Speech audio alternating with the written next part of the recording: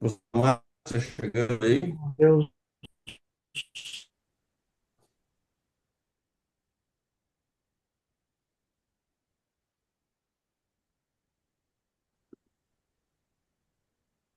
Bem, boa noite a todos. Hoje teremos mais uma reunião, então, das UTIs integradas e temos a satisfação de ter o nosso palestrante hoje, um colega de grupo, que é o Dr. João Galantier, do Hospital do Coração de São Paulo.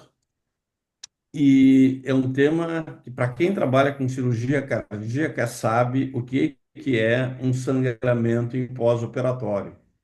E o João, que é um expert, uma autoridade no assunto, certamente irá nos trazer assim muitos ensinamentos, não é? E uma atualização de como manejar, né, esse paciente tão difícil, não é? Numa situação tão crítica que é o sangramento, né, no pós-operatório de cirurgia cardíaca. Então, João, por favor, fique à vontade aí para a sua apresentação.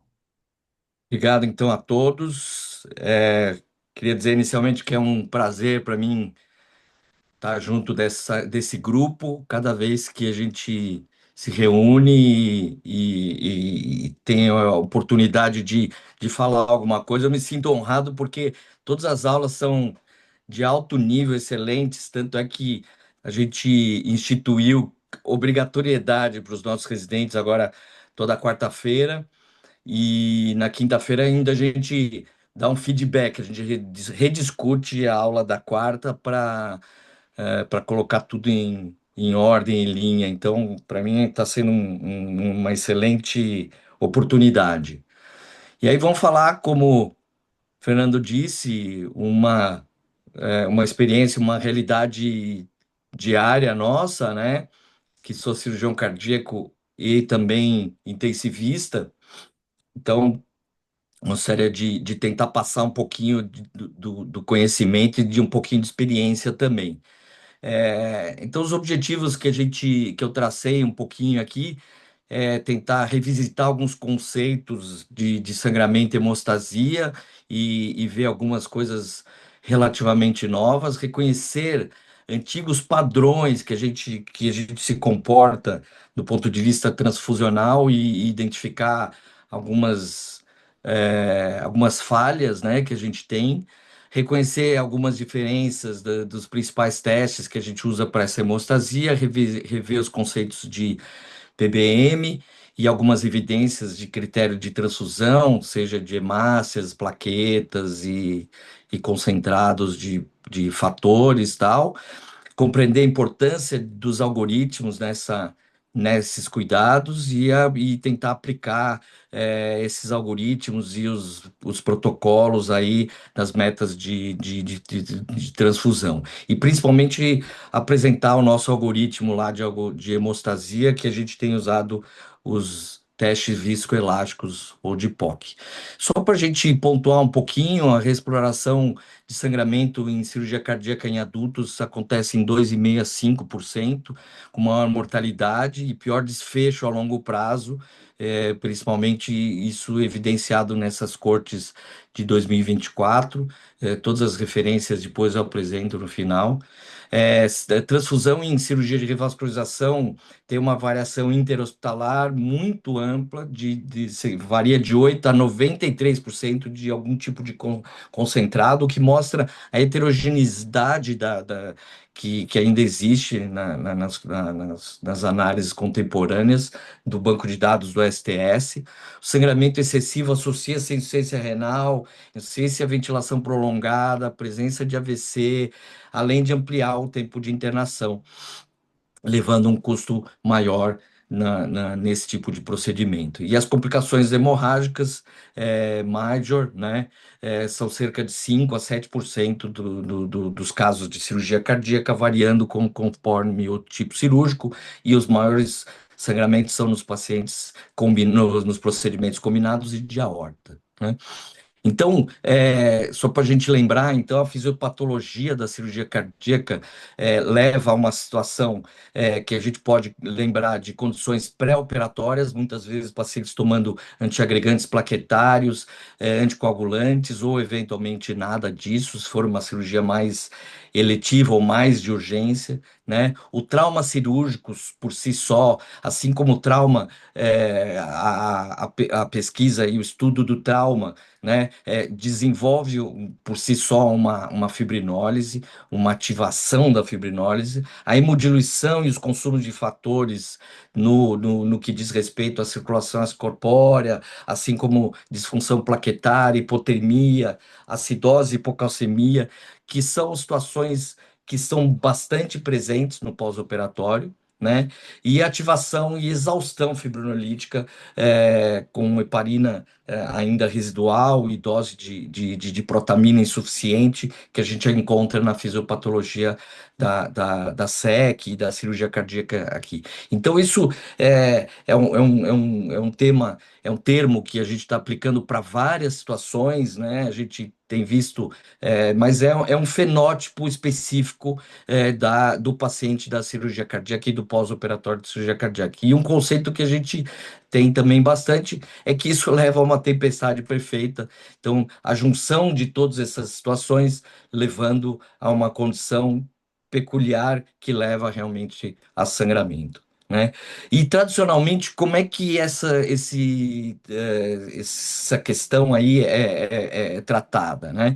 Então, transfusões definidas não por evidências, não tão baseadas em evidências, mas mais pelo costume, pelo jeitão, pela avaliação clínica, critério clínico, e o que a gente vê classicamente, né, num paciente que está sangrando ou que tem algum tipo de sangramento no pós-operatório, damos protamina, damos mais plasma, e se continuar sangrando, vai para o kit grude, né? Lá no INCOR a gente chamava muito de kit grude, que é basicamente dar tudo que a gente tem de fator de coagulação, porque realmente para de sangrar, né?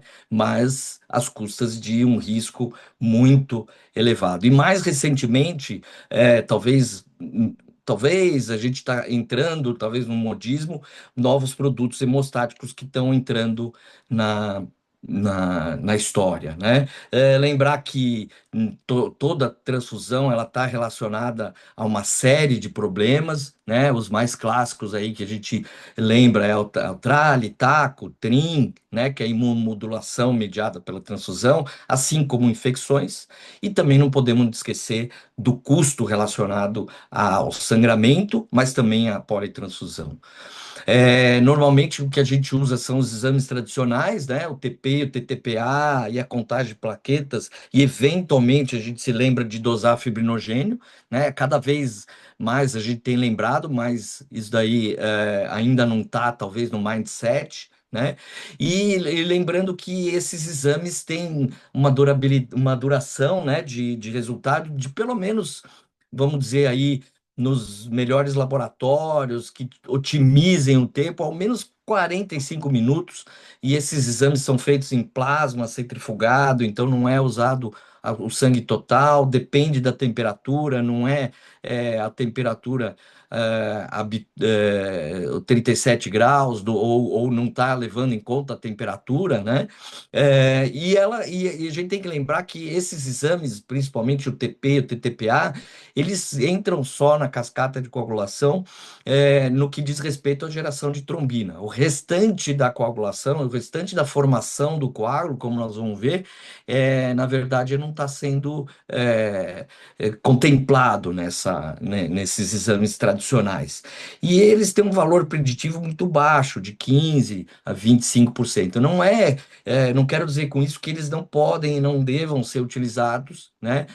Um exemplo, uma frase que a gente tem usado bastante assim: se você não tem a Ferrari, vai com o Fusca, que o Fusca te leva também para o mesmo lugar. né? Vai devagarzinho, mas vai com Fusca. E aqui eu tenho que apresentar aí os testes viscoelásticos que estão cada vez mais em voga e que a gente tem usado bastante, que são testes point of care, né? Que são testes à beira do leito. Eles são feitos assim, baseado no sangue total e não só no plasma é, centrifugado, né? Eles lembrar o conceito é um pouco diferente, então eles avaliam o tempo da iniciação do coágulo, que é a geração da trombina, né? Depois a firmeza do coágulo e a estabilidade desse coágulo, como nós vamos ver. É um valor preditivo bem maior, chega a ser de 97%, né? E de forma que quando a gente tem esses testes viscoelásticos negativos para coagulopatia, quer dizer, não tem coagulopatia na jogada, a indicação de reabordagem cirúrgica precoce e o mais rápido possível, porque não adianta ficar dando coagulação para esse paciente, né? E nós vamos ver bastante. E esses testes levam em consideração e eles podem avaliar a presença de heparina, a função plaquetária, um pouco menos específica, mas levam em contas o fibrinogênio, o fator de coagulação e principalmente um item que realmente não é avaliado por outros testes, que é a hiperfibrinólise. Quando a gente avalia a gente lembra do novo modelo, é um modelo que a gente denomina de modelo celular, que é um modelo convergente da coagulação. Então, a gente tem três fases, principalmente, né? Iniciação, propagação e estabilização. E a gente lembra que nesse conceito, a iniciação, que é a formação da trombina, a geração da trombina, são os exames TP e TTPA que podem analisar. Né? Mas depois a gente tem a firmeza do coágulo, que é a fase da propagação, e a estabilidade do coágulo, né? Então, que é a estabilização. E a gente avaliando aqui nos testes viscoelásticos, a gente percebe que a parte de iniciação, que a gente avalia os fatores de coagulação e a heparina, que são os testes tradicionais, o TP e o TTPA, de forma que os outros dois terços por assim dizer, da coagulação, que não são dois terços equivalentes, né, mas que são os outros dois terços, eles não são avaliados pelos testes tradicionais. Então, que na propagação a gente vê a firmeza do coágulo, então, através dessa firmeza, a gente consegue identificar a função plaquetária e a função do fibrinogênio, cada vez mais importante nas nossas avaliações, tá? E, finalmente, na estabilização, que é onde a gente vê a presença da hiperfibrinólise. Né? Vamos avaliar um pouquinho depois cada um desses exames. E aqui, mostrando que a evidência é uma evidência já relativamente antiga, vê que em 1998 a gente tem uma descrição de 100 casos de revascularização consecutivos que foram feitos sem transfusão. Ou seja, é possível a gente tomar esse cuidado, essa cautela, com uma multimodalidade, né? O que é o que a gente tem visto atualmente, né? Usar várias estratégias, vários dispositivos, né? Seja pré-operatório, sim, seja intraoperatório ou pós-operatório, no sentido de evitar realmente a transfusão. Então, não é uma evidência tão recente assim, né? A gente tem aqui uma evidência interessante, né, que é uma comparação dos laboratórios, da rotina dos testes laboratoriais, né, com o paciente, com as análises clínicas, né, decisão clínica, e os point of care, né, e na análise desses três braços nesse estudo, teve redução de transfusão, mas com uma significância de redução para os algoritmos de point of care e o lag, que é os tradicionais, né? O laboratório análises guiado, né? De forma que já nessa revisão, nesse trabalho de 2004, a gente mostrava que melhor do que não ter o algoritmo, é importante que você tenha um algoritmo e se baseie nesse algoritmo, né? Em 2004, a gente via que o algoritmo point of care ou o tradicional, eles eram equivalentes, mas o importante era se basear nos algoritmos e não tanto na decisão clínica, que é o que a gente tem usado até hoje. No que diz respeito à decisão clínica, é tudo aquilo lá que eu coloquei como tradicional. Quer dizer, eu acho que está sangrando, eu acho que é plaqueta, eu acho que é isso, e vamos dando os produtos e vamos dando risco para o paciente, né? Já numa, numa análise mais recente, né, um pouquinho mais recente, uma meta-análise, né, que viu 8.300 pacientes, 8.332 pacientes com avaliação point of care de tromboelastografia ou tromboelastometria, que são dois exames absolutamente semelhantes e iguais, e aí teve uma redução de transfusões importante, né, com um número NNT de 9 pacientes para reduzir, que é um número que eu acho bastante interessante. Mas não só isso, a gente, nessa meta-análise, identificou uma queda de reexploração pela metade, né, quando você vai orientado pelo point of care. E olha que interessante, 23% de redução de lesão renal aguda, né?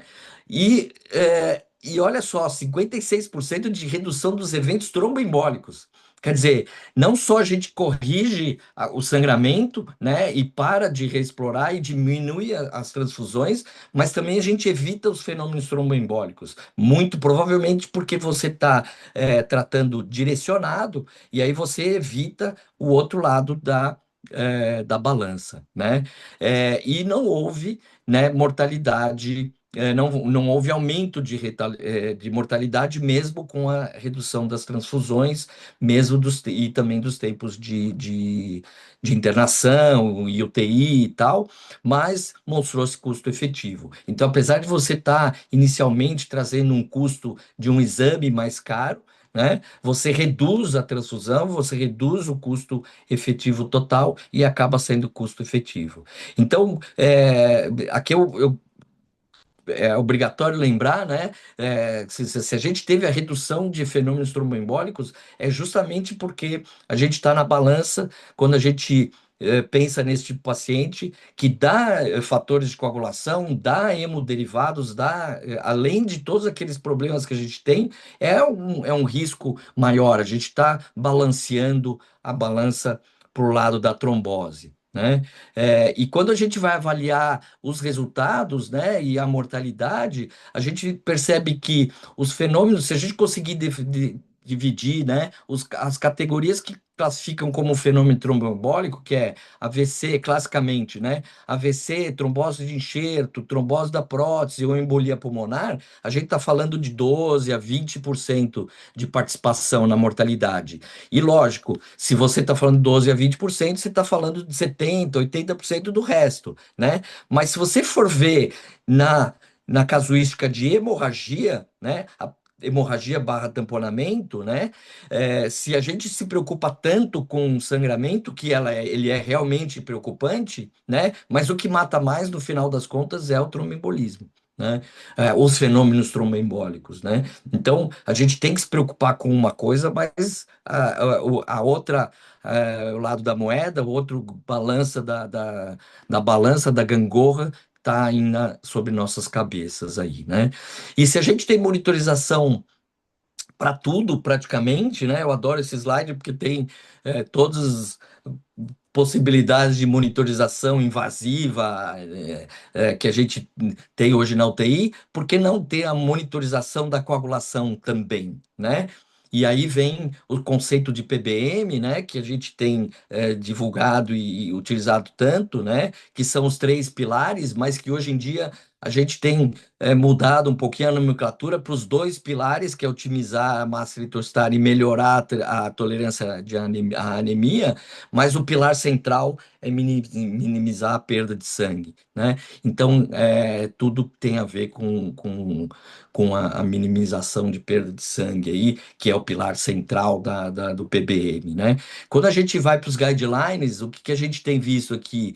É, que a gente tem usado rotineiramente, a terapia antitrombolítica, né, já no pré-operatório, no intraoperatório, mas já no pré-sec, né, como nível A, e classe 1, nível A de evidência, né, isso tem sido usado, é a recomendação maior, né, e quando a gente vai ver para as recomendações intra e pós-operatórios, a implementação de protocolos de cuidado de patient blood management e com o point of care como os algoritmos, né, como também todos como classe 1A, 1B aí, para utilização, e aí o perioperatório como o point of care muito importante, né? Aqui de novo, aqui o que a gente tem no pós-operatório, nas estratégias pós-operatórias, então são os algoritmos, principalmente esses baseados em point of care, cada vez mais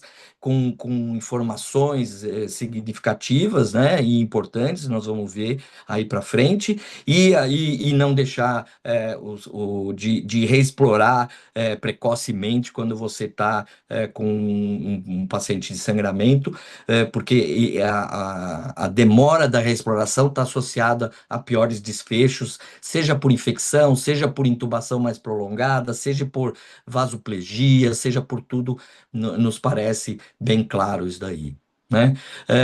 No que diz respeito às estratégias PBM, né? A autotransfusão, utilização pré-operatória de eritropoetina, immunodiluição, os circuitos diminuídos, minimizados, mais os cell saver, antifibrinolíticos e os algoritmos aí bem claros dentro da estratégia de redução de sangramento. Aqui eu vou entrar um pouquinho no que a gente utiliza no nosso algoritmo. Alguns dos meus residentes estão cansados de ouvir isso aí, a gente gosta de fazer essa aula no papel, eu gosto de ir desenhando para eles no papel.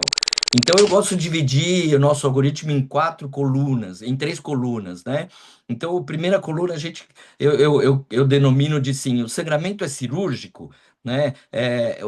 Não significa que tem um vaso sangrando, mas assim, a gente tem que levar esse paciente de volta para o centro cirúrgico e lembrando que o melhor lugar para a gente corrigir sangramentos desse tipo é no centro cirúrgico. Né? Às vezes a gente fica com o paciente lá, ele sangra, a gente vai tentando fazer as coisas, mas às vezes precisa dar um ponto, às vezes precisa tirar os coágulos, né? E aí então, quais são as informações que são importantes que eu sempre lembro e tem no nosso algoritmo, né? Então, volume, né? Volume de sangramento e a velocidade de sangramento, né? O débito dos drenos, né? Aqui eu gosto, tem várias fórmulas aí, mas eu gosto de uma fórmula que eu chamo de 1, 2, 3, 3, 2, 1, né? Significa o quê?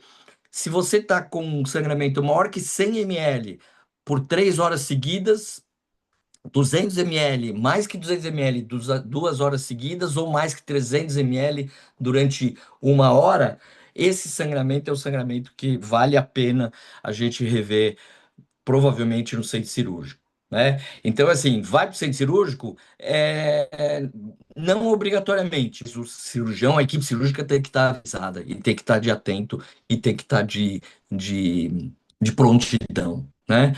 Outra coisa, o aspecto do sangramento. É um sangramento vivo, é um sangramento vermelho, rutilante, é um sangramento de início agudo, não estava sangrando e de repente passou a sangrar, né? Isso sugere, são todas informações que sugerem um sangramento ser sangramento de correção no centro cirúrgico, sangramento cirúrgico, né? Portanto, né? Outra coisa que também ajuda a indicar o sangramento cirúrgico é a instabilidade. O paciente que você dá sangue, dá volume, e você não consegue segurar a volemia, é aquele paciente que está no choque hemorrágico, ele está sangrando, né? É um sangramento que está perpetuando, ele está se perpetuando. E a presença de tamponamento. Então, esses seriam os principais indicadores, né, de um sangramento ser um sangramento cirúrgico. Isso tem lá no nosso algoritmo. A coluna do meio, eu gosto de chamar ela de CNPT, né? Condições normais de pressão e temperatura e cálcio junto, né? Por quê? Porque a temperatura, a gente sabe que durante a cirurgia, na SEC, a gente faz hipotermia e depois da SEC a gente aquece o paciente a 37 graus, mas o paciente ainda fica um tempo com o tórax aberto, ele fica dentro do centro cirúrgico que tem ar-condicionado e invariavelmente o paciente chega na UTI com 34, 35 graus Celsius. E às vezes, e não é incomum, a gente vê o paciente sangrar por conta da temperatura. E você corrige a temperatura e o sangramento para. É lógico que a gente tem que fazer isso daí, essa correção da coluna do meio, ela tem que ser feita independente do paciente estar sangrando ou não, de você saber etiologia ou não. Né? Então, por isso que eu coloco ela na coluna do meio, porque ela tem que ser feita. Então, a gente tem que tratar a temperatura, tem que tratar a acidose, que favorece ao sangramento, tem que controlar a pressão, tem que corrigir o cálcio, e tem que evitar o shivering, né? Que é aquele tremor inicial do paciente descoralizado, aquele paciente com hipotermia que fica tremendo. São as coisas que a gente tem que tratar, independente do paciente estar sangrando ou não, né? No que diz respeito à pressão, eu tenho uma meta muito específica, né? Lá no pós-operatório, o pessoal sabe que quando o paciente chega comigo, eu falo 65 milímetros de mercúrio é a meta da nossa pressão média. 65 é a pressão que durante a primeira, segunda hora de pós-operatório o paciente não vai ter malefício, ele não faz isquemias na grande maioria das vezes por conta dessa pressão, né? Mas não sangra também, né? A normopressão, né, 12 por 8, corresponde a uma pressão média de 100, né? Então, é mais confortável do ponto de vista numérico, mas se o paciente estiver urinando, se tiver com os exames laboratoriais ok, sem acidose, sem hiperlactatemia logo na chegada, não tem problema nenhum, né? Ele ficar com 65 de pressão média por uma ou 2 horas, né? As 2 primeiras horas, né? E se ele estiver sangrando, a gente pode até usar a pressão, hipotermia, hipotensão permissiva, que aí eu diria que a gente chega até uns 55 milímetros de mercúrio, também sem grande. A gente vê paciente chocado por muito mais tempo que não tem grandes problemas, né? Então, 2 horas, 3 horas que o paciente não esteja sangrando e aí você deixar essa pressão um pouquinho mais baixo, não mostra as evidências boas que não tem problema nenhum, né? É, então, essa eu considero a coluna do meio, que é a coluna que é obrigatória, né?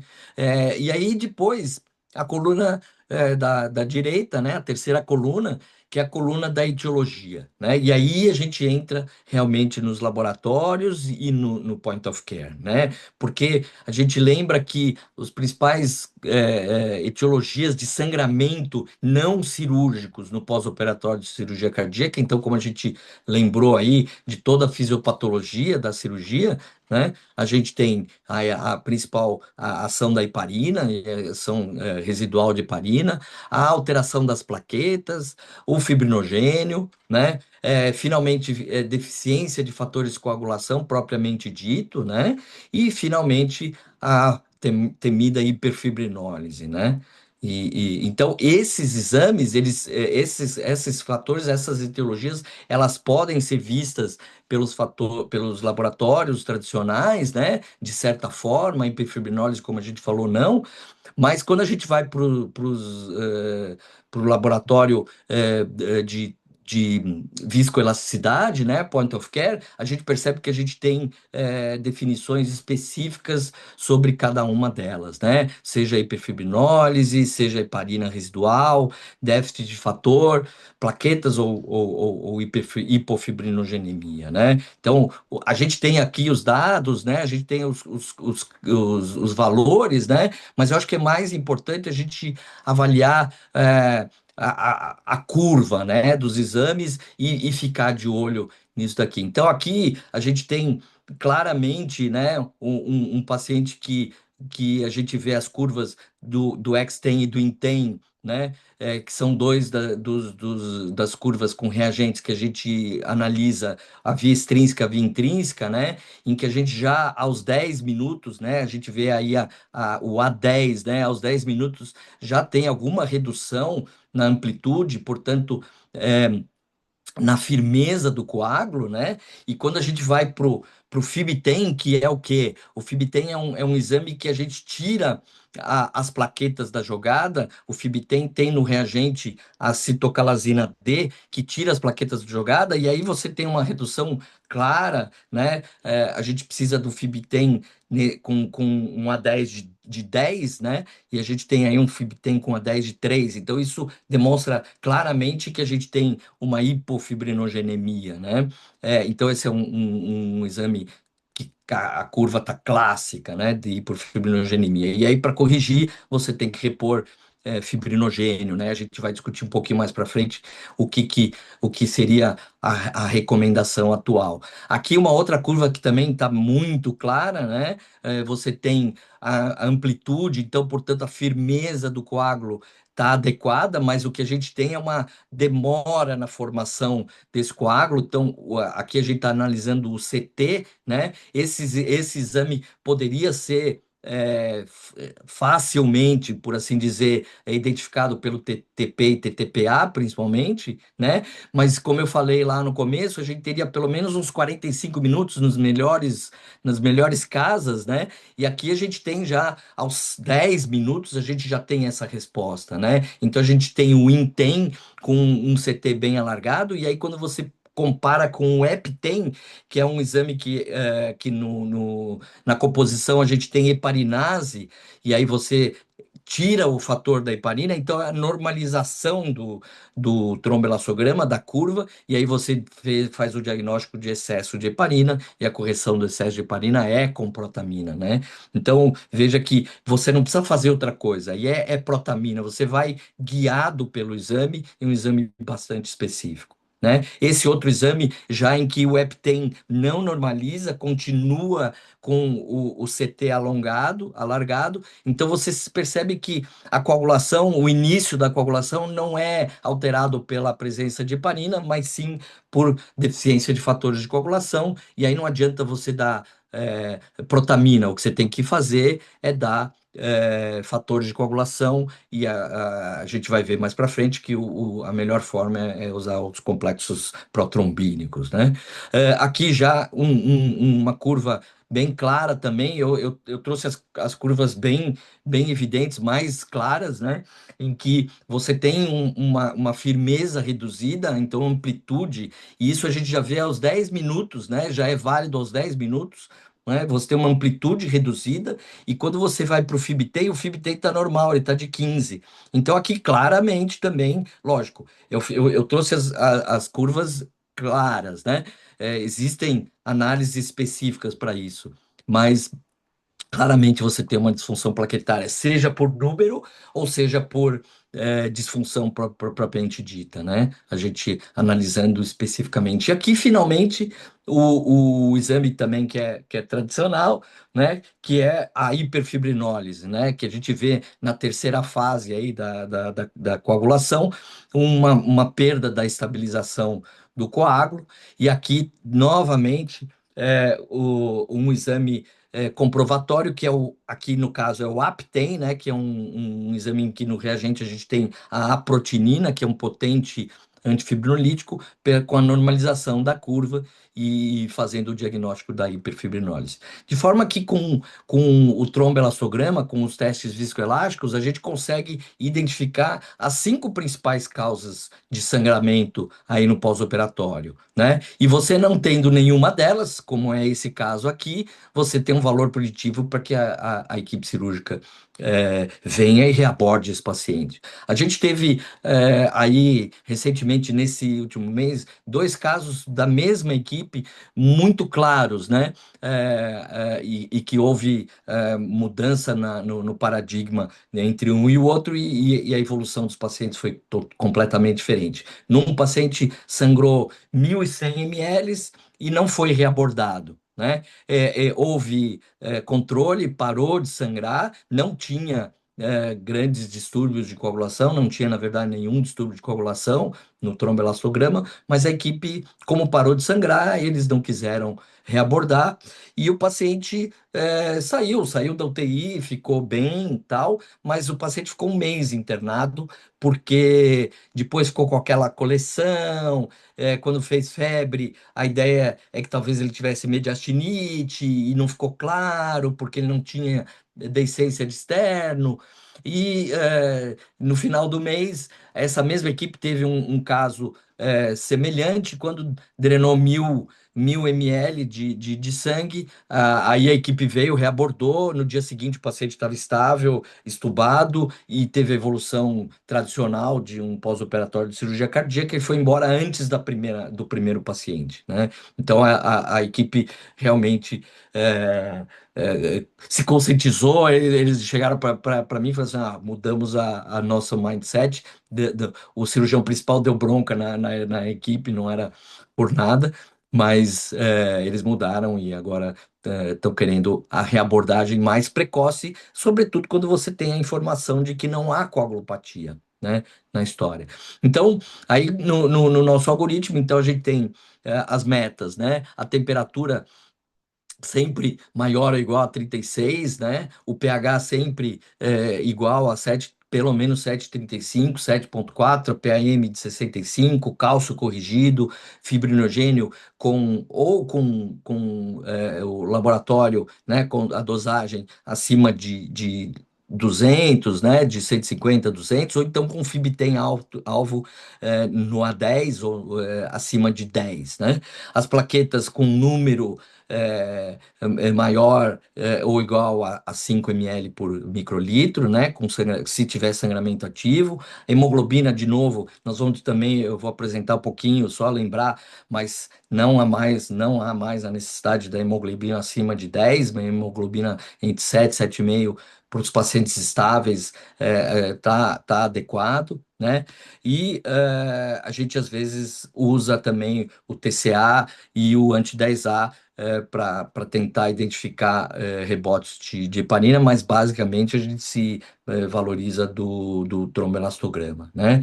O lactato como índice de perfusão, a diurese adequada como índice de perfusão, e aí alguns pontos importantes, né, que eu acho que é fundamental, é você manter os drenos torácicos sempre pérvios, né, ver a tendência deles, evitar que tenham coágulos e que fiquem entupidos os drenos, né? Porque se o dreno entupir, para de sangrar, mas o sangue está ficando lá dentro. A gente sempre tem a mania, né, de fazer o raio-x de tórax se o paciente está sangrando e de repente interrompe abruptamente o sangramento, né? Provavelmente está uma tendência de levar ao tamponamento, né? E quando a gente tem expertise e tem a disponibilidade, a gente usa o eco, né?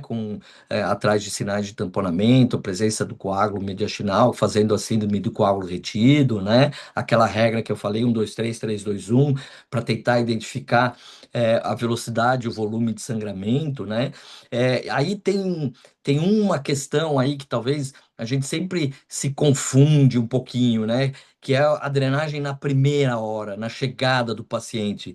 Eu sempre lembro que o paciente ele fica fechado, depois de fechado e drenado, né? Ele fica pelo menos 1 hora e meia, chega até às vezes 2 horas para ele chegar na UTI com a gente, né? Porque até que faz os curativos, até que estabiliza, passa o plantão para enfermagem, depois pede a cama, até que chegue na UTI, demora pelo menos 1 hora e meia, às vezes até 2 horas. E aí, quando você faz aquela elevação de decúbito dos 30 graus, uau, vem aqueles 300 ml inicial, que assustam, mas que você tem que lembrar que pode ter sido um pouco de coletado, o que faz a gente ficar em cima do paciente mais à beira-leito, né, lá no banquinho, né, como a gente falou na semana passada, né, na monitorização, e lembrar que a demora de reexploração diante de um sangramento não por coagulopatia,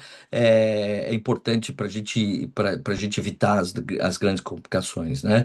É, e se a gente falhar mesmo na hemostasia, no tratamento dirigido pelos tromboelastograma, e pelo point of care, aí, em geral, a decisão da exploração precoce, né, também melhores desfechos no sentido de que a gente diminui, minimiza essas transfusões, porque você vai estar lá e vai olhar e vai tirar o coágulo e vai rever se tem algum ponto para ser dado, alguma hemostasia ainda cirúrgica, né?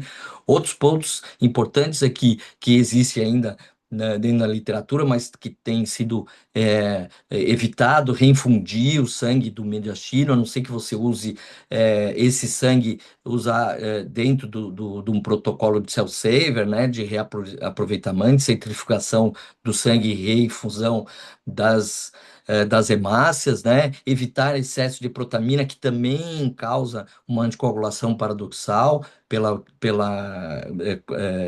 utilização dos receptores, né, da heparina, evitar aquelas transfusões empíricas, como eu falei no começo, né, que é os shotguns ou os kits grudes, né? E usar a correlação com os exames, seja os laboratoriais, seja com point of care, né? E não corrigir, uma coisa muito importante é não corrigir o tromboelastograma pelo tromboelastograma, né? Assim como não corrigir o laboratório pelo laboratório. Se o paciente não estiver sangrando e você tiver essa informação do tromboelastograma, não tem indicação definitiva de tratar, né? E o que que falta ainda, né? Então, o que eu acho que falta, né? Uma padronização de linguagem e de comunicação, é uma proposta de uma definição universal de sangramento perioperatório na cirurgia cardíaca, para que a gente padronize, olha, esse daqui, eventualmente para a gente evitar o método 1, 2, 3, 3, 2, 1, né? Quanto que sangrou? Vamos definir exatamente, né? Quanto que tem, quanto que está tendo que transfundir, quanto que está sangrando, tudo isso daí. Classifica adequadamente a gravidade, principalmente na sala de cirurgia, né? Porque aí você vai até, inclusive, facilitar a auditoria e o programa no sentido de que você vai saber o que está sendo feito, né? Então classifica o sangramento, né? Aqui eu gosto desse slide aqui, que é um slide brincalhão, né? Dos quatro classes de sangramento, né? De hemorragia intervenosa, por que que eu fui entrar na cirurgia, até por que que eu fui nascer, né? Diante daquele sangramento. Mas uma escala que é possível, que é estabelecida e que é validada, essa escala VIBE, né? E que é melhor vista, né? Então aqui o exemplificar, né? Aqui é a classe 1, né? O grau 1 de sangramento. Veja que é um sangramento que para praticamente espontaneamente, né? Depois, grau 2 já é um sangramento que ele escorre um pouquinho mais, né? E você precisa mais quantidade de sangramento, um pouco mais de porosidade, né? O que sugere talvez um sangramento por algum distúrbio, né? Aqui o grau mais avançado, né? Aqui já no coração, ali no fígado, aqui no coração, né? É, Aqui um sangramento já grau 3, né? Já percebe que já é um sangramento maior, né? E aqui finalmente o grau 4, né? Que é um sangramento já mais volumoso, né? Já dá para ver o fluxo de sangue, né? E uma gase só não é possível de conter esse sangramento, né? É, e aí, classificar o sangramento, principalmente para a gente no pós-operatório, é fundamental, né? Primeiro que um sangramento grau 4 a gente não vai receber no pós-operatório, né? Porque o sangramento grau 4 tem que ser corrigido no centro cirúrgico, não tem como você fechar um paciente desse já, a não ser que você estabeleça damage control, coloca compressa, tampona o paciente, mas com alto risco de, no caso da cirurgia cardíaca, de tamponar realmente, efetivamente esse paciente, né? Depois, o que falta ainda é seguir o algoritmo, né? Muitas vezes a gente tem um algoritmo e a gente percebe que o algoritmo não é seguido. Né? Não é seguido porque a gente fica desesperado e quer parar o sangramento, né? Mas a gente tem que sempre lembrar que, de novo, naquela balança, na gangorra, se a gente tem sangramento por um lado, a gente tem os fenômenos tromboembólicos pelo outro, que matam, na verdade, mais do que o sangramento em si, né? Uma outra coisa que falta é saber o que fazer com o resultado do teste. Então, ficar analisando, rever, reestudar, ter aquele exame e o algoritmo muito bem claro na cabeça, na mente de todo mundo é importante. E você ter a conduta adequada através dos algoritmos, né? Seguir as estratégias PBM, eu acho que é importante. E aqui, só lembrando, né, da questão da quantidade de evidências que já tem para terapia restritiva de hemácias, né? Mas a gente tem, então, os critérios bem objetivos, quer dizer, o paciente está estável, está com a macrohemodinâmica, microhemodinâmica ok, ele está com sangramento ativo, né? Então, para que que você vai dar mais hemácia para ele, né? Para que deixar um trigger superior a 10? Não há necessidade. Até superior a 7 gramas por decilitro é bastante aceitável na hemoglobina, né? Aí entra os novos conceitos, os novos produtos, né? O fibrinogênio, né? Como a hipofibrinogenia após SEC, uma entidade que está cada vez mais sendo estudada, né? E no sentido de que cada vez mais está sendo permitido, ou a gente está usando, por outro lado, uma terapia mais permissiva na utilização do fibrinogênio, sobretudo o fibrinogênio sintético, né? Então, aqui, só para mostrar um trabalho, né, que é o FC-Fibres, que é um protocolo randomizado, né, que estudou a não inferioridade da comparação entre o fibrinogênio concentrado, né, o novo fibrinogênio concentrado contra o crio precipitado, né? E mostrou que você tem viabilidade econômica e não tem inferioridade. E não inferioridade porque era previsto que o crio e o fibrinogênio tinham mais ou menos o mesmo tipo de efeito. Se a gente fizer olhar essa tabela comparativa entre o que temos no plasma, no crio e no fibrinogênio sintético, a gente percebe que a necessidade que a gente tem para corrigir a mesma quantidade de fibrinogênio com plasma fresco é 10 vezes, chega a ser 10 vezes maior ou 6 vezes maior do que o que é o utilizado com crio precipitado ou com hemocompletante. De forma que se você tem deficiência de fibrinogênio, não tem sentido nenhum você dar plasma fresco congelado pelo volume que você vai dar para o paciente, né? Outro player importante aí é o complexo protrombínico, né? Que é o fator, são fatores de coagulação, né? Os fatores de coagulação é, concentrados nesse produto, né? E aí a gente também tem um trabalho interessante, que é esse FARES, né? Que é um estudo multicêntrico que mostrou, que comparou a utilização de concentrados de complexo protrombínico contra o plasma fresco, é o grande vilão da atualidade, né?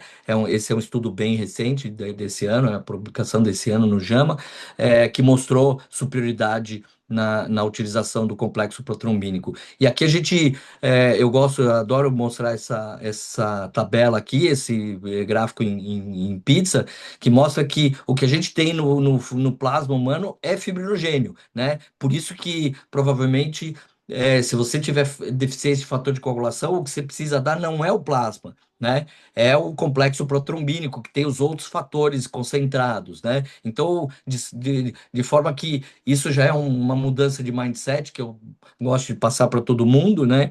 Que é, se você quer dar algum fator, não é o plasma que você tem que dar. Empiricamente, poderia até dar o fibrinogênio, porque quando você dá o plasma, na verdade, o que você está dando é fibrinogênio em concentração menor do que se você estivesse dando é, ele separado, né? E aí, finalmente, só para entrar na finalização, né? Também um estudo super atual, né? De transfusão de plaquetas, que é uma área ainda um pouco nebulosa, um pouquinho obscura. Os exames point of care ainda não estão bem claros, bem estabelecidos. Acho que a indústria está estudando, está encaminhando para isso, para a gente ter exames point of care que possam nos ajudar nessa definição e nessa diagnóstico, né? O que a gente tem, os principais exames que a gente tem, são exames que são basicamente pré-operatórios e para identificar se o paciente está usando aspirina, se está bem antiagregado ou não. De forma que o que a gente está procurando é a medicina de precisão, né? É acertar no ponto, na meta, a coagulação adequada, com medo do sangramento, mas com medo dos fenômenos tromboembólicos também. E aí eu queria mostrar para vocês que na última aula de PBM eu mostrei que a gente tinha o dispositivo online para interpretar o exame, que a gente via o exame sendo feito na hora. Agora a gente está com esse novo companheiro no plantão, que é, que é a máquina de tromboelastograma que a gente faz online mesmo, né? Beira leito mesmo, agora a máquina está lá no nosso lado e a gente está feliz com isso daí, né? E só para lembrar que, no caso, o PBM e o controle do sangramento está totalmente ligado com a ideia, a filosofia ERAS, né? Que é a recuperação precoce, né? Do paciente. Acho que uma coisa está totalmente vinculada e ligada à outra, né? E aí eu vou abrir para a gente discutir qualquer coisa, qualquer dúvida que eu puder, e as referências, então, depois eu entrego para todo mundo. Excelente, João. Parabéns aí pela ótima apresentação, a tua expertise, né, o teu conhecimento. E aí, quando tu fala do plasma, do grande vilão, estou eu aqui me lembrando da primeira metade dos anos 80, o que a gente já fez com o plasma, João. É, teve uma época que eu estudei bastante nutrição e hoje a gente dispõe de oligoelementos, tem equipe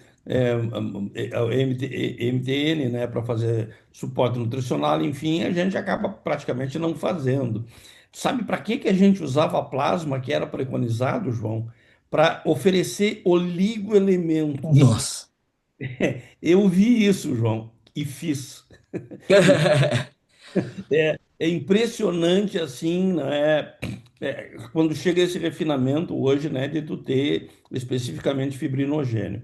Mas eu queria começar, enquanto o pessoal aquece aí para as perguntas, ver contigo o seguinte: a gente sabe que hemoglobina é para transportar o oxigênio, e a partir do momento que eu tenho um limiar de perfusão no coração e que eu garanta uma oferta, um transporte de oxigênio que me permita fazer metabolismo aeróbico, ok.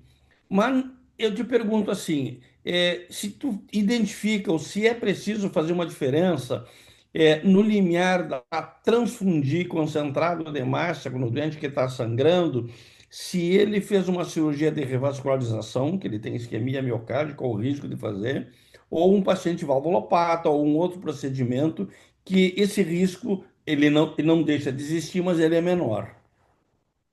Tu faz essa É, diferenciação em limiar? na prática, não. Na prática, eu diria que não. Apesar dos trabalhos, né, as evidências serem muito favoráveis para você ter um limiar um pouquinho mais alto, em torno de 8, né, para os coronariopatas, né? De uma forma geral, a gente considera o nosso paciente revascularizado, revascularizado. né? Então, talvez eu considero ele frequentemente, lógico, se ele tiver sinais de isquemia, né? Alteração eletrocardiográfica, alteração enzimática, disfunção miocárdica, aí Se a muda um revasc foi pouquinho. incompleta, por exemplo. A revasca incompleta, né? Que, aliás, não era o assunto da aula, mas, assim, a revascularização sem SEC, por exemplo, ela é uma das recomendações se você quer diminuir transfusão de sangue, né? Se você não usa SEC, você não entra na tempestade, né? E você evita realmente bastante coisa e, evidentemente, tem evidência suficiente para mostrar que tem redução de transfusão. Mas, por outro lado, você tem muito maior evento é, coronariano, né? E você revasculariza inferiormente os pacientes. Então, é uma possibilidade de você utilizar como estratégia, mas você tem que considerar, né? Lá naquela. No nosso algoritmo, o que eu acho que é importante a gente ver, avaliar caso a caso, né? E avaliar a perfusão, a macrohemodinâmica, microhemodinâmica, e muitas vezes a gente acaba dando hemácia para um limiar acima de 7, 7,5, né? O paciente está instável, o paciente está dependente de droga e não sai, não dá para ser xiita, né? E ficar naquela de você não transfundir nunca, né? A não ser que o paciente não queira, né? Porque agora a gente já tem essa situação também, né, do paciente testemunha de Jeová, que ele coloca como impeditivo e a gente tem que acatar. As discussões são amplas, né, mas é o que a lei diz, né? Já tem duas perguntas aqui. O Gustavo Cárdenas coloca o seguinte: imaginando um cenário não tão ideal como o cenário que tu tens, né, onde a disponibilidade de tromboelastografia e de fatores de coagulação isolados, como o hemocompletão, por exemplo, como seria o básico bem feito nesse contexto? Aí ele coloca assim: foca naquela coluna do meio. A coluna do meio, eu costumo dizer que a coluna do meio ela é obrigatória. Ela é obrigatória. Na verdade, por isso que eu separo em três colunas, né? A primeira coluna é não ficar galinhando com o paciente na UTI. Leva ele para o centro cirúrgico. Se tiver um volume muito alto, se o paciente estiver instável e tamponando, leva ele para o centro cirúrgico, porque lá é o melhor lugar para você arrumar a casa, né? A coluna do meio é obrigatória, se o paciente estiver sangrando ou se ele não estiver sangrando. Então, corrigir cálcio, otimizar pH, temperatura e controle de pressão, sobretudo nas primeiras horas, eu acho que também tem uma golden hour da cirurgia cardíaca, né? A primeira, a segunda hora, eu acho que é essencial, né? É lá onde você vai conseguir segurar o paciente, né? E aí, os testes viscoelásticos, eles estão na terceira coluna, né? E aí é aquilo que a gente tem falado, assim, se você não tem a Ferrari, vai com o Fusca, né? Utiliza bem o Fusca. O trabalho lá de 2000, ele foi claro. É melhor você ter um algoritmo algoritmo do que nenhum algoritmo, né? Baseie-se num algoritmo. TP, TTPA vai te avaliar a geração de trombina, as plaquetas male male pelo número você vai conseguir identificar, e o fibrinogênio, né? É, a, a grande maioria dos casos você consegue controlar com isso, né? Na prática. Arroz, feijão. Se Já você que fizer a coluna do meio, se você fizer a coluna do meio e se você olhar para esses exames de uma maneira adequada, você já consegue resolver a grande maioria dos casos. A grande maioria. A grande maioria. Já que tu O, falaste em pressão, o Marcos Nance, lá do Acre, está perguntando o seguinte: e no paciente pós-revascularização, tu tende a deixar a pressão um pouco mais alta? Ele pergunta assim: qual seria o risco de aumentar o sangramento numa situação dessas, enfim, para tentar manter perfusão? Pois o sangramento, se você não parar, o paciente morre, né? Ele morre revascularizado, né? Mas 65 de média não mata ninguém, não fecha nenhuma ponte, né? Os antifibrinolíticos, o Y e o Transamin, também mostraram que eles não fecham pontes, né? É, forçosamente eu tenho que dizer, ponte fecha agudamente por problema anatômico ou técnico, né? A artéria era ruim, endarterectomia, teve algum problema técnico, é aí que a ponte fecha precocemente, né? A longo prazo, a gente não sabe direito, mas precocemente as pontes fecham por causa anatômica. Fernando, eu tenho aí algumas perguntas para o João. Eu queria, João, pô, a aula foi muito boa, aí, uma bela revisão. Com certeza, os testes viscoelásticos diminuíram bastante a utilização do kit cirurgião cardíaco, que se chama de GRUD, eu chamo de kit cirurgião cardíaco, né, que chega lá, transfunde tudo. Não tenha nenhuma dúvida disso, a gente começa a personalizar um pouco mais a maneira como maneja isso. Mas eu queria explorar primeiro a seguinte situação. A, a causa mais comum da necessidade de transfusão massiva na terapia intensiva segue sendo pós-operatório de cirurgia cardíaca. Não tenha nenhuma dúvida disso.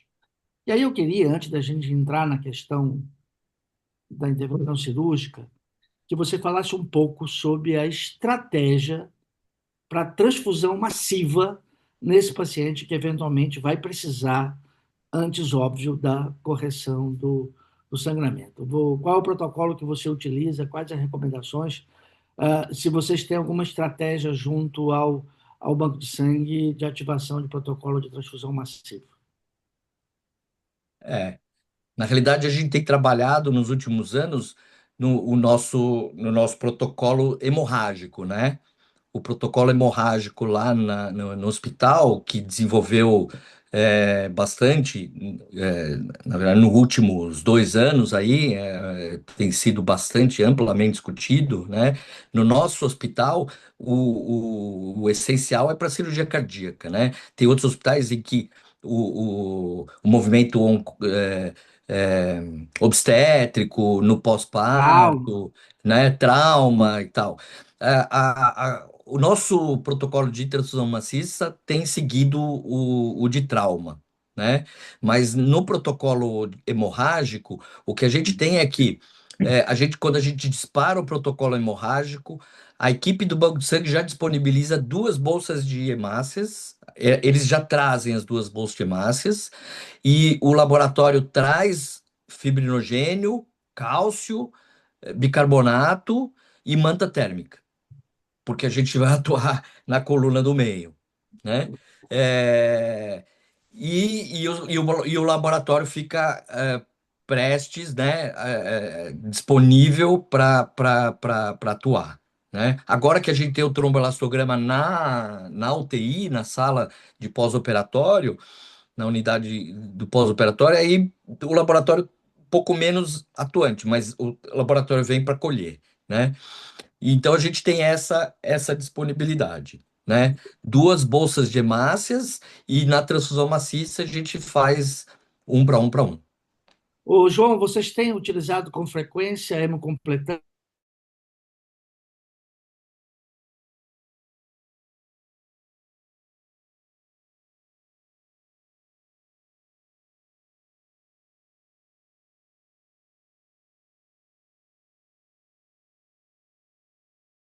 Tem evidência, né? Como profilático.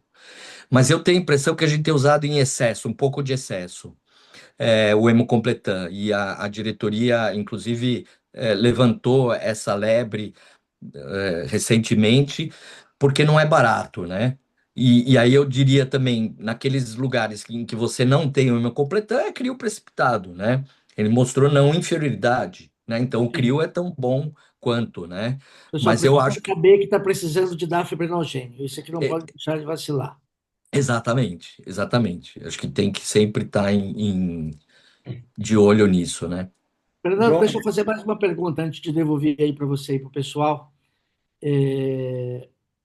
Agora, o grande drama do intensivista, João, e que às vezes dá boas discussões com o cirurgião cardíaco é essa decisão da volta para o centro cirúrgico. Fala um pouquinho aí da tua experiência, e é claro que a gente sabe, essa e outras situações em doente crítico, quanto mais cedo a tua decisão, melhor o desfecho, né? É, Mas nem sempre é fácil tomar essa decisão. Divide um pouco com a gente aí da tua experiência. pois é. Eu acho que assim tem algumas coisas, né? Primeiro, como cirurgião, eu já me deparei com isso, né? Várias vezes, infelizmente, de ter que voltar para reoperar o paciente. E é horrível, né? A cirurgia cardíaca é uma cirurgia grande, né? É uma cirurgia que demora 6 horas, 4 a 6 horas, se for tudo bem, né? Aí você sai da cirurgia, vai para casa ou não vai para casa, fica lá no hospital e tem que voltar, né? E aí vai ter que passar por mais, sei lá, 3, 4 horas, né? E com essa questão de você ter que reabordar um paciente de perante a família, né? Porque a gente sempre fala para os familiares, olha, são 2 dias de UTI e mais 4 ou 5 dias de enfermaria, e em uma semana o paciente está indo para casa, né? Mas quando você reaborda o paciente, já é um dia a mais, pelo menos, se der tudo certo. Então, do lado do cirurgião cardíaco, eu confesso a decepção que a gente tem quando tem que levar um paciente de volta para a sala. É horrível, é muito ruim, né? Por outro lado, lá na UTI também a gente fica super angustiado em ter um paciente sangrando e instável, aumentando droga, e aí você liga para a equipe cirúrgica e a equipe fala: não, vamos esperar um pouquinho mais, dá mais 1 hora, faz Faz o kit plasma, cirurgião cardíaco. faz o kit cirurgião cardíaco, mas já fizeram o coagulograma, né? Puxa, o coagulograma às vezes demora 1 hora para ficar pronto, né? E aí você vai demorar 1 hora. Se o paciente está sangrando 300 ml por hora, é uma bolsa de sangue que a gente já perdeu, sendo que já provavelmente já perdeu mais 300 antes, né? E já tem lá dentro mais 300, né?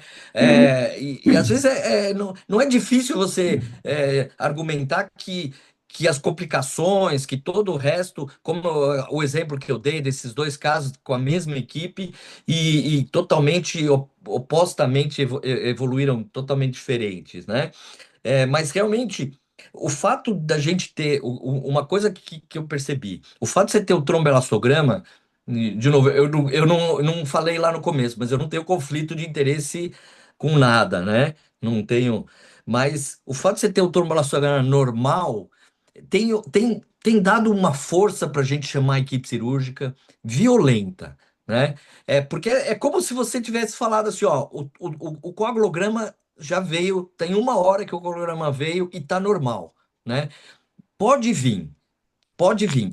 É lógico que o fato de você ter um relacionamento estreito entre as equipes, de você ter um cirurgião, às vezes lá no plantão, dizendo isso para a equipe cirúrgica, foi, ó, vem que tá sangrando, né? Essa fala, a, a fala do colega que está de plantão faz diferença também. A experiência do cara faz diferença também, né? Então, mas é difícil, né? Você tem que criar todo um vínculo, criar uma história, né? Mas eu acho que uma das coisas que eu falo é não demore para fazer os exames, não demore para fazer os testes. Se você tiver o teste, usa, né? Eu até, a minha precocidade e a minha insistência em definir uma classificação de sangramento é porque o cirurgião cardíaco chega. Às vezes o cirurgião principal não vai levar o paciente na UTI, vai a equipe toda, né? Mas vai, normalmente a equipe cirúrgica da cirurgia cardíaca vai. E aí a informação que vem às vezes se perde. Olha, sangrou, ó, tá vermelho, tá babento, né? A gente usava duas expressões lá no INCOR: língua de louro e baba de touro, né? Como é que tá isso aí? Ah, tá língua de louro. Então tá sequinho, né? Baba de touro, fica de olho, né? Então, quando o paciente vem com essa informação, eu já faço tromboelastograma. Porque também é um exame que é caro, né? Parece que é em torno de R$ 1.000 um exame, né? O kit, né? Os Gente, quatro reagentes, né? Antigamente, no aparelho antigo, tinha a possibilidade de você abrir o reagente de acordo com um protocolo. Então, se você tivesse com um Intem e um Extem normais, a gente não abria nada. E aí economizava.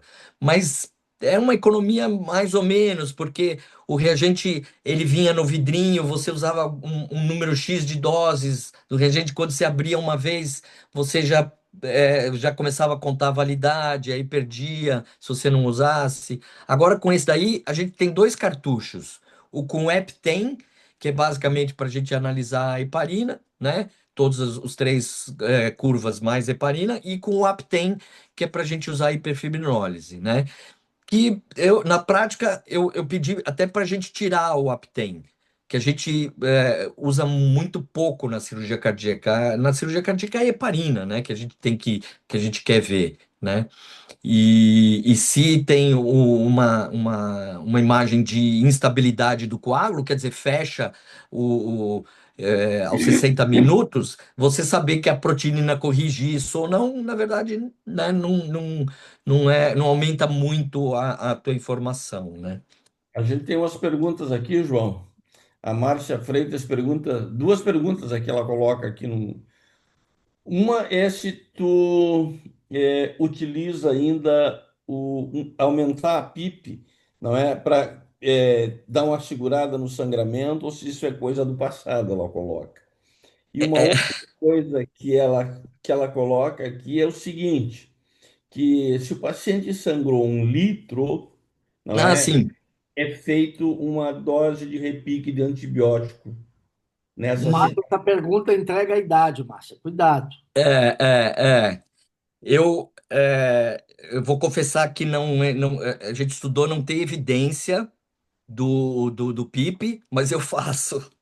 Eu faço quando é possível, né? Quando o paciente está estável e tudo, eu aumento o PIP um pouquinho, né?